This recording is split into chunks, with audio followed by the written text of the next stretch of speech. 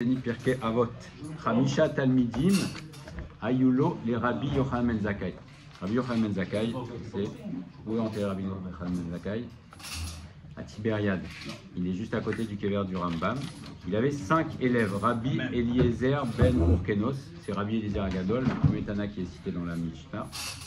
Le premier Tana qui ouvre le Talmud Bavli, c'est Rabbi Eliezer.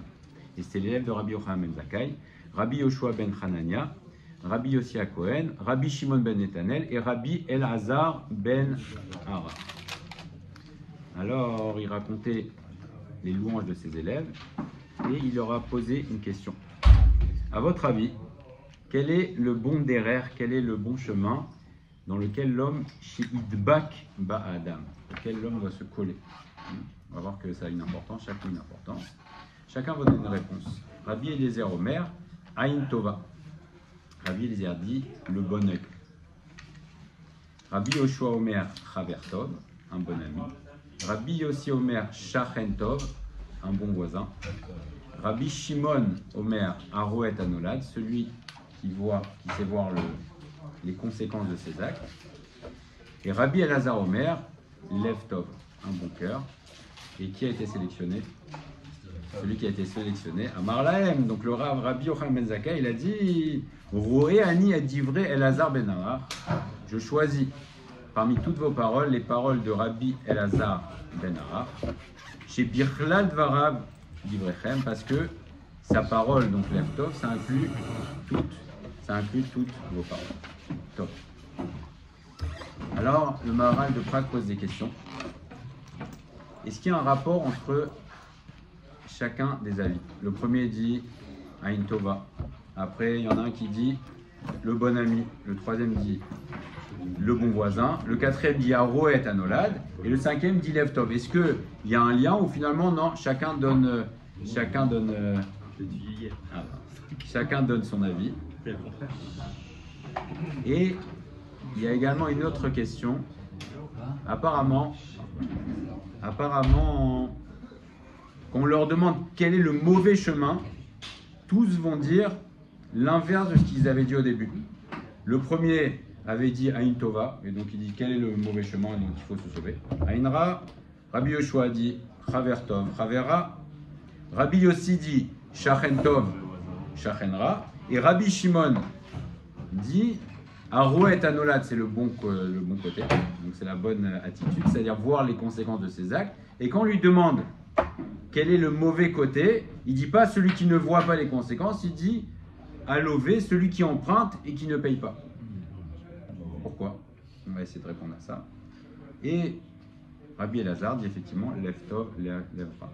Et avant de répondre aux questions Bezrat Hashem, je voudrais qu'on fasse une petite biographie. On essaye chaque semaine maintenant de parler un petit peu d'un des Tanaïm pour comprendre de qui il s'agit. Et on va parler de Rabbi Elazar ben Arach.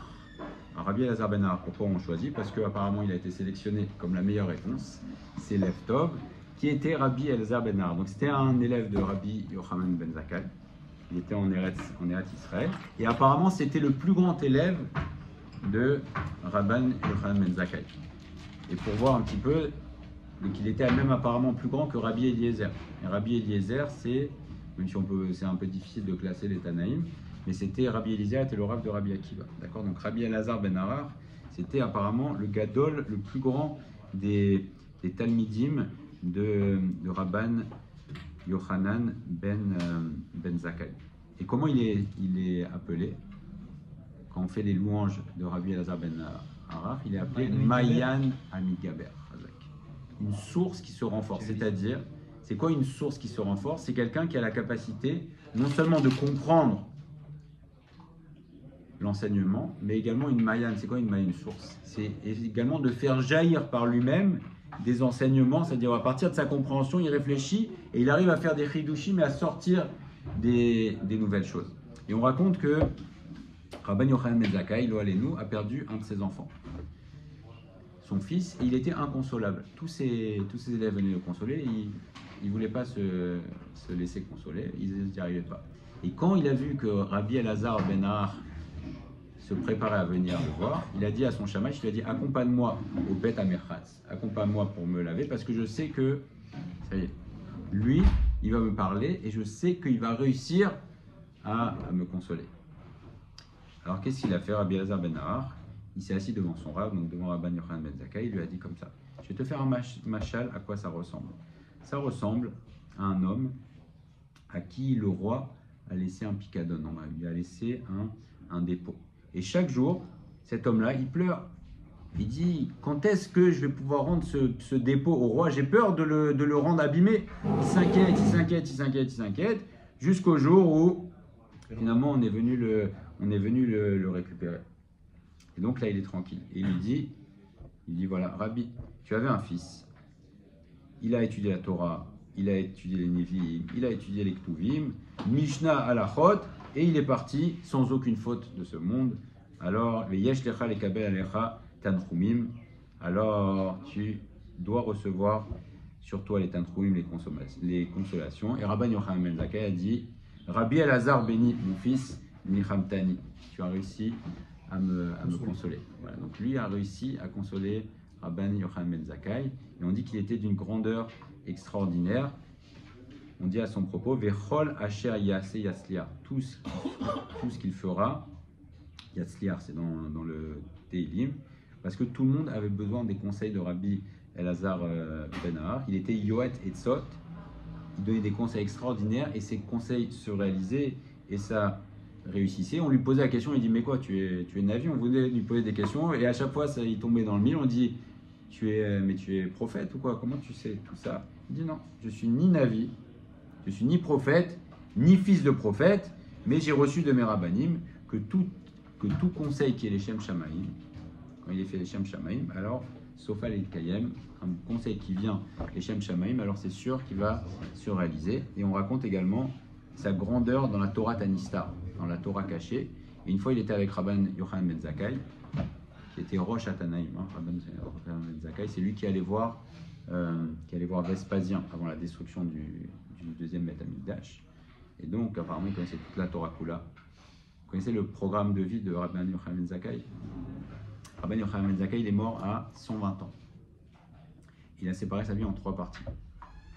De 0 à 40, il a travaillé. De 40 à 80, il a étudié. Et de 80 à 120, il a enseigné la Torah. Voilà. Il niftar à 120 ans. Voilà.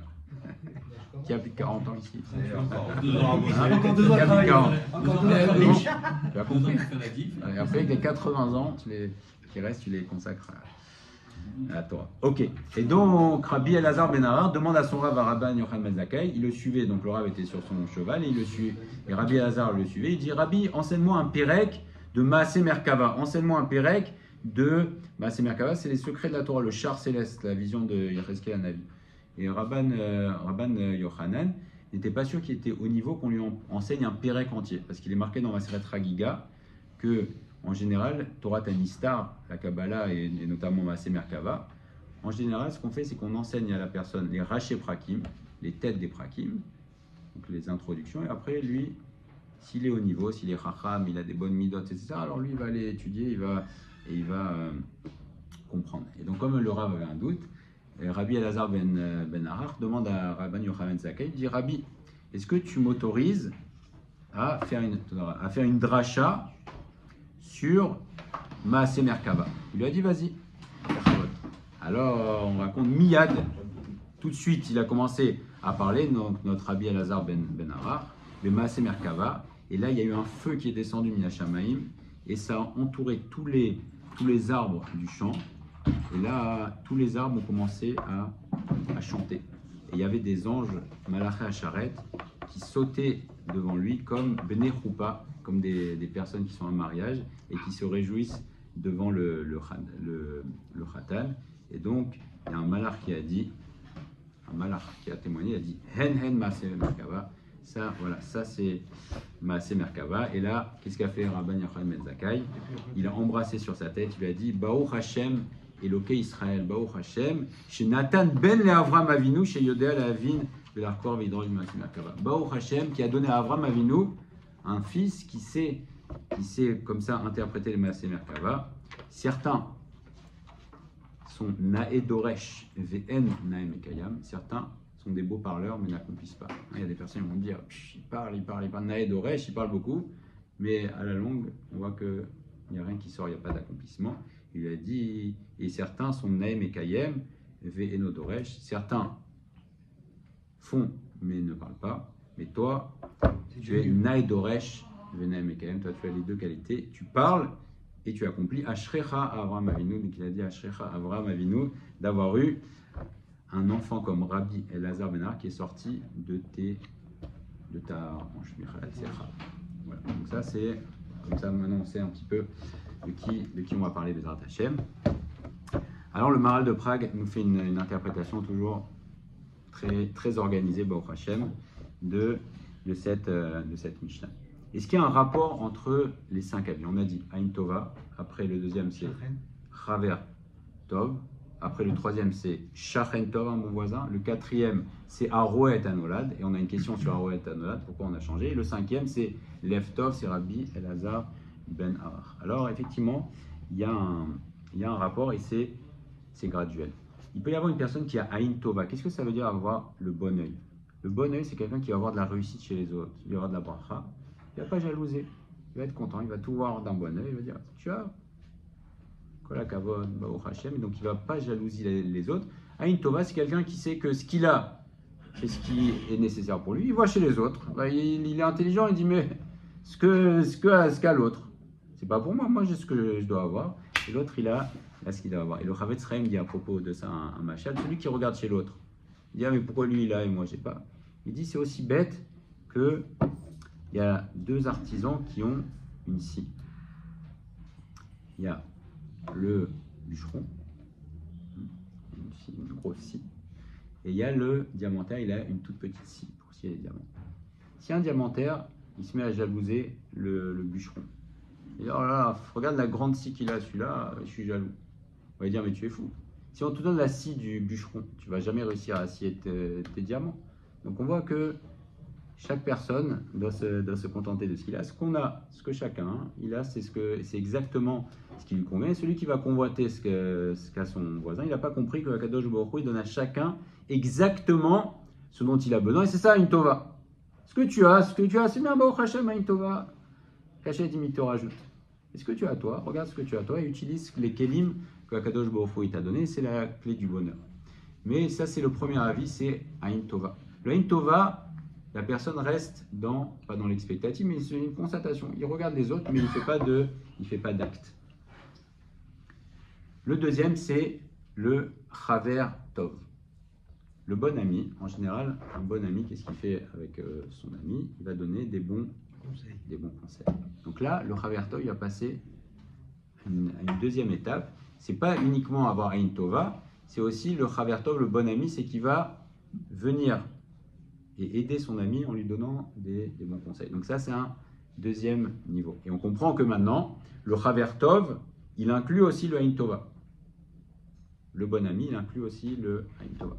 Troisième niveau, le troisième niveau, c'est lequel? C'est Shachen Tov. Shachen Tov, nous dit le Maharal. Le Shachen Tov, le bon voisin, c'est quelqu'un qui va être prêt, un bon voisin en général, tu vas le voir, et tu lui demandes de te prêter quelque chose, et qu'est-ce qu'il va faire? Il va te le prêter.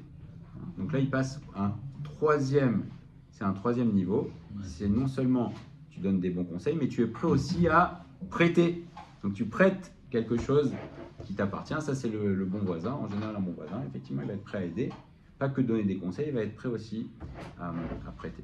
Quatrième niveau, c'est Rabbi Shimon ben Netanel qui nous dit Aroé et Anolan. Et on avait une question sur lui, n'est-ce pas? Quand il dit quel est le bon chemin, c'est Aroé et Anolan, celui qui voit les conséquences. Et par contre, on lui dit quel est le mauvais chemin, il dit celui qui prête et qui ne rembourse pas. Aucun rapport apparemment. Alors oui, il y a un rapport. Qu'est-ce que ça signifie quelqu'un qui est Aroé et Anolan? Quelqu'un qui voit les conséquences. On a vu le premier niveau, c'est Ain Tova, constatation. Deuxième niveau, c'est donner des bons conseils. Troisième niveau, c'est prêter.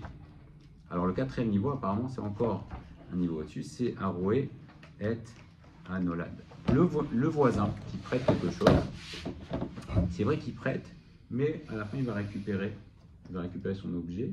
Et donc, c'est juste un échange de bons procédés, mais il ne va pas s'investir. Il ne va pas s'investir plus que ça, il va prêter, on va lui rendre. Donc c'est, nous dit le Maharal, c'est les ficha, veno chaser davar klal ba'al tova. Celui qui a prêté, il ne va rien lui manquer. Maintenant, Aroet Anolad, alors c'est un petit peu intéressé quand même, mais celui qui est Aroet Anolad, celui qui sait voir les conséquences, comment? Voilà, c'est un investisseur. Qu'est-ce qu'il va faire? Shiase Tov Leacher, là il va passer à un autre niveau, il va prêter, il va faire du Tov à quelqu'un, par exemple il va lui prêter de l'argent, ou lui faire un autre type de chesed, parce que il sait que il y a un principe qui dit que quand tu fais du chesed à quelqu'un, c'est sûr que tôt ou tard, tu vas le récupérer. Il y a un passage qui dit Shelach lachmecha al pene hamaim, envoie ton pain sur l'eau, envoie ton pain. C'est-à-dire, fais du chesed, parce que c'est Shlomo qui dit dans Kohelet, qui berov hayamim, parce que tôt ou tard, ne t'inquiète pas, tu vas le retrouver. Donc le Aroet Anolad, c'est celui qui sait. Il va passer à l'acte maintenant, il ne va pas se contenter de juste prêter à son voisin, il va faire du bien à l'autre, parce qu'il sait que Aroet Anolad, il voit les conséquences, il sait que celui qui fait du bien, tôt ou tard, il recevra du bien en retour. Ça inclut, puisqu'il passe encore un autre cap. Mais c'est intéressé, il le fait pour recevoir. Alors, il ne fait pas forcément pour recevoir, il sait que ça se passe comme ça. Il sait que ça se passe comme ça. C'est une réalité. Quelqu'un qui fait du bien, quand il va demander par exemple, il sait que la personne en général, il y a un sentiment de reconnaissance naturelle chez les personnes normales. Quand on a reçu du bien, qu'une personne nous demande en retour, la norme, c'est d'avoir un sentiment de reconnaissance. Et plus que ça, en général, quand on a reçu du bien, la personne, le Sifter Chaim nous dit qu'une personne n'aime pas être devant, ne supporte pas être devant. Et c'est d'ailleurs le même ressort psychologique qui va faire que si on est normal et qu'on a reçu du chesed de quelqu'un, et bien quand la personne va nous demander un service, on va vouloir lui rendre tout de suite. Pourquoi? Parce que c'est un ressort psychologique normal. Je suis redevable, je ne supporte pas être redevable. Et donc, quelque part, inconsciemment, c'est bien. Je vais attendre le moment où je vais lui rendre. Et plus une personne nous a fait du bien, et plus on sent que quand est-ce que je vais pouvoir lui rendre le bien qu'il m'a fait. J'ai l'impression qu'on change de point de vue au fur et à mesure de la Mishnah. C'est-à-dire qu'au départ, quand on dit la première personne qui parle, elle dit c'est quoi c'est quoi la première Aïn Tova. Aïn Tova, c'est moi qui vais voir bien chez les autres. Donc la perspective ou le point de vue, il est de moi vis-à-vis des autres. Ok. La deuxième, le deuxième, on a dit que c'était Shachen. Travers. Pardon, travers, ça ne change pas dans ma réflexion, mais ok, Tov, ça veut dire je vais prêter à quelqu'un, je vais donner des conseils. Je vais donner des conseils. Donc, quand on regarde, on voit l'inverse pour essayer de comprendre la différence, c'est-à-dire que c'est moi qui vais donner des bons conseils à l'autre, et donc peut-être que je donnerai des mauvais conseils. Le Shachen, c'est je vais prêter, mais c'est moi qui prête ou c'est l'autre qui prête? C'est moi qui prête. C'est moi qui prête, parce que tout à l'heure on dit si quelqu'un me prête, je sais que derrière, si je lui dis pas non maintenant, il va pas me truc. Ça c'est le quatrième. Le quatrième, j'ai l'impression justement on a changé. Alors le quatrième, c'est qu'il ne se contente pas uniquement de prêter et de ne pas s'engager finalement, parce que si on prête un crayon par exemple, il va rendre le crayon dans le même état. Alors que quelqu'un qui va faire un chesed à l'autre, la personne ne va pas lui rendre obligatoirement la chose dans son état. D'accord? Donc voilà, on grandit on va vers l'autre. Et dans la graduation qu'on parle, c'est on s'investit de plus en plus. On s'investit de plus en plus. La vision, le conseil, l'acte, le prêt, on va dire les attitudes de bon voisinage. Et après, quatrième niveau, ça c'est le Aroet Anolad. C'est celui qui va au contraire, il va faire du chesed à l'autre. Oui. Ça c'est indépendamment de l'intention de l'autre de rembourser ou pas. Oui. Ça compte. Oui. C'est-à-dire que toi, tu sais que ça t'apporte bien, qui te rembourse pas, c'est pas ton problème. Ça compte. Mais tu t'investis, voilà. C'est pas juste tu prêtes un crayon et un Florent. Il me semblait justement avoir lu qu'il y avait une différence entre l'intention de départ de celui qui va emprunter, est-ce qu'il sait pertinemment dès le départ qu'il va jamais rembourser, alors qu'il y en a un qui, au contraire, il sait qu'il emprunte pour rembourser de toute façon, qu'il le remboursera quand il arrive. En théorie, une personne qui emprunte, il est censé rembourser. Après celui qui... Il y en a qui ont dans cette marche-là, de départ, l'intention de rembourser. Qui n'ont pas l'intention de rembourser. C'est très problématique. Quelqu'un qui emprunte et qui a pas l'intention de rembourser, c'est pas du gazelle. Quelqu'un qui emprunte sans vouloir rembourser, c'est du vol. Pourquoi le Rav il contextualise tout dans Chesed? Parce que Chaver Tov, Shachem Tov. Parce que c'est la relation à autrui.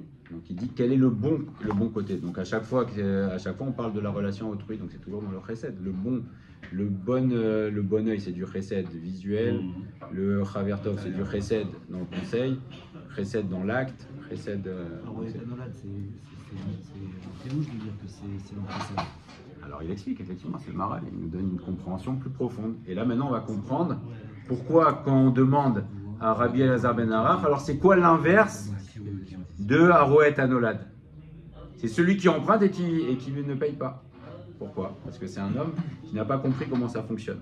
Celui qui a compris comment ça fonctionne, il va faire du chesed et il va avoir un retour. Mais une personne qui emprunte et qui ne paye pas, c'est une personne qui n'a pas compris comment fonctionnent les choses. Si tu es honnête et tu te comportes bien avec les autres, sache que les autres aussi vont bien se comporter avec toi. Donc c'est l'inverse de celui qui est Aroet Anolad. Celui qui emprunte, et c'est ta question, celui qui emprunte et qui ne paye pas, qui ne rembourse pas, c'est quelqu'un qui n'a pas compris comment ça fonctionne. Comporte-toi bien et sache que tôt ou tard, si tu te comportes bien avec les autres, sache que les autres vont bien se comporter. Et le cinquième avis, oui. Comment on rentre avec l'autre fois où on dit Ezeu Chacham Aroet Anolad? On a employé exactement la même expression. C'est pas un hasard. Comment on fait rentrer comment est-ce que c'est une chorma? Parce qu'on te dit c'est quoi le chacham? Alors on le dit pas, on le dit deux fois je crois dans le Pirkei Avot. Comment tu fais rentrer quelqu'un qui voit les conséquences que ça peut avoir, etc. avec quelqu'un qui avec la définition de la chorma dans le Pirkei Avot? Ou du chacham, pardon, pas de la chorma. Il y a plusieurs dimensions. Là, il nous explique effectivement sous la dimension du chesed. Mais le vrai chacham, c'est celui qui va agir et qui va savoir voir plus loin que le bout de son nez. En général, quelqu'un qui n'est pas chacham, donc on y a un tipèche, c'est quelqu'un qui va agir selon ses instincts. Le chacham, c'est que c'est son sechel qui prédomine, son esprit qui prédomine. Et finalement, avant d'agir, il va réfléchir, il va dire quelles vont être les conséquences bonnes ou mauvaises de mes actes. Alors que le tipèche, il fait ce qui lui passe par la tête. Donc effectivement, la chorma, c'est de savoir agir et de voir plus loin que le bout de son nez et savoir est-ce que mon acte, parfois on fait des actes qui nous semblent bons sur le moment, et si tu t'arrêtes 2 minutes pour réfléchir, tu vas voir que tu vas faire une catastrophe. Et le chacham, effectivement, celui qui sait mettre en perspective ses actes avant d'agir. Et enfin... En tout cas, c'est intéressant de voir que leur réponse, c'est que Ben Adam Achavero. Oui. Tu pourrais te le dire, c'était ça la question de départ. La question, c'est on voit que tous donnent. C'est Ain Tova, c'est vis-à-vis de l'autre. Chaver Tov, c'est vis-à-vis de l'autre. Shachen Tov, c'est vis-à-vis de l'autre. La question du Rav au début, c'était quel est le bon chemin? Oui. Ils ont tous donné. Ils ont tous donné. Effectivement, ils ont tous donné un rapport à l'autre. C'est ça le Nika. Effectivement. Et enfin, Rabbi Elazar ben Arach nous répond, et c'est la réponse qui est sélectionnée, Lev Tov, le bon cœur, c'est au-dessus de tout.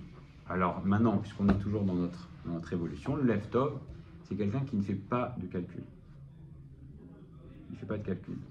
Le Aroet Anolad, c'est quelqu'un, même s'il ne le fait pas forcément sur le moment intéressé, il sait comment le monde fonctionne, et il va se dire, bon, bah, tôt ou tard, je fais du bien, et finalement, je sais que le monde fonctionne comme ça.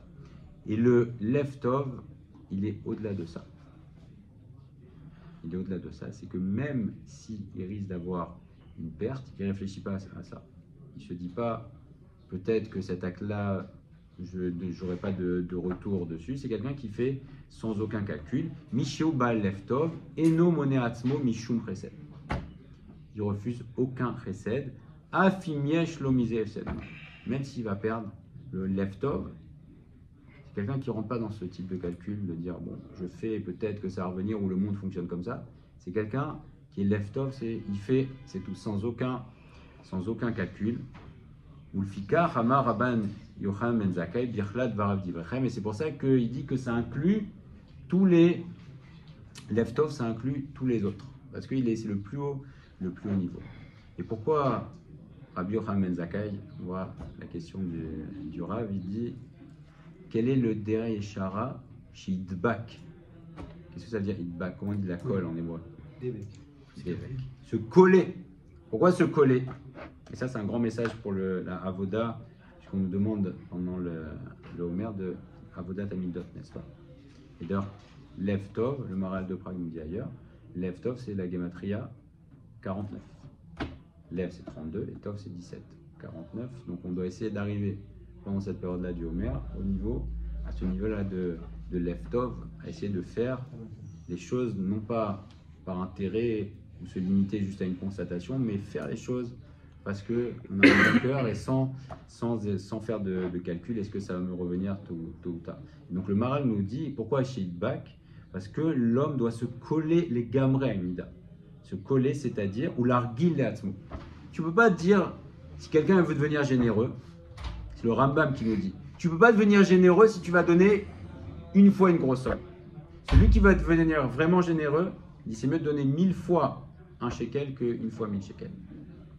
Parce que, par le fait que tu donnes plusieurs fois, eh bien, qu'est-ce qui se passe? Ou l'argil et atzmo me'od, s'habituer bemida tova dans la bonne mida, achete amida gvoa benafsho, jusqu'à ce que la mida elle rentre dans notre cœur. Oui. Est-ce qu'il faut arriver à Lev-Tov directement ou alors on est obligé de passer par toutes les autres étapes? Parce que finalement, on se dit Lev-Tov, c'est pas si compliqué que ça, c'est des fois même un acte un peu bête, c'est sans réfléchir. Mais on voit que finalement c'est le plus élevé. Si tu passes d'abord par, si tu as intégré déjà les autres étapes ou non.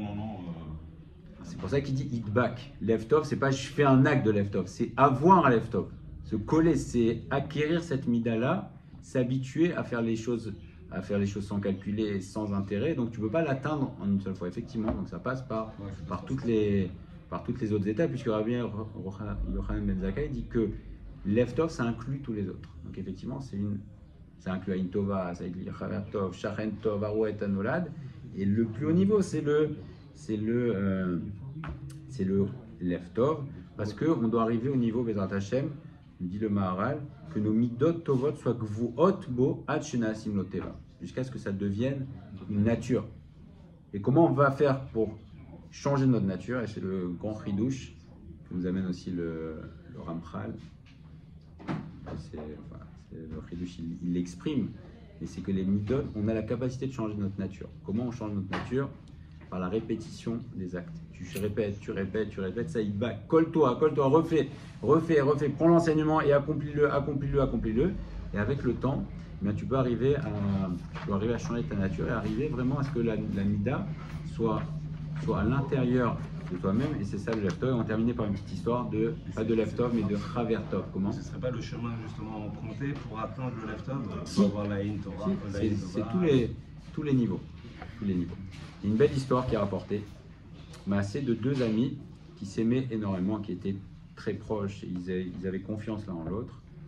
Et une fois, il y a eu une fausse accusation sur un des amis. C'est une fausse accusation, et donc cet ami-là s'est retrouvé en procès. Et il y a eu un din sur lui qu'il a été chayav mita. Et son ami était dans tous ses états, il ne savait pas quoi faire. Et le jour de la sentence, qu'est-ce qu'il fait? Il ne peut pas supporter de voir son ami accusé à tort. Il va devant le bourreau, il dit écoutez, arrêtez tout, il n'a rien fait, c'est moi qui suis coupable. Et son ami, qui est sur le point de se faire exécuter, il dit mais arrêtez, mais ne le croyez pas du tout, c'est pas vrai, c'est moi qui ai fait. Donc le bourreau ne sait plus quoi faire, donc ils amènent devant le roi, les deux. Et les deux s'expliquent. Et le roi se rend compte que en fait, les deux étaient des fausses accusations contre eux. Et donc simplement, les deux se protégeaient mutuellement pour que leur ami, son ami, ne soit pas tué. Donc qu'a fait le roi? Le roi les a acquittés. Il a dit écoutez, c'est tellement beau votre amitié que je veux être avec vous aussi. Moi, je veux devenir aussi votre ami. Et c'est le pasuk Ve'afta l'eracha kamocha, dit le Rav Naki. C'est Ve'afta l'eracha kamocha, et juste après, c'est marqué quoi? Ani Hashem. C'est si tu es Ve'afta l'eracha kamocha, si tu fais comme ça à tel point, Ve'afta l'eracha kamocha, tu aimes tellement ton frère juif, alors Akadosh Baruch Hu dit Ani Hashem, moi aussi je veux être avec vous, et moi je mets la shrina, Bezrat Hashem, qu'on se colle dans toutes ces bonnes midotes et qu'on arrive à tout le niveau de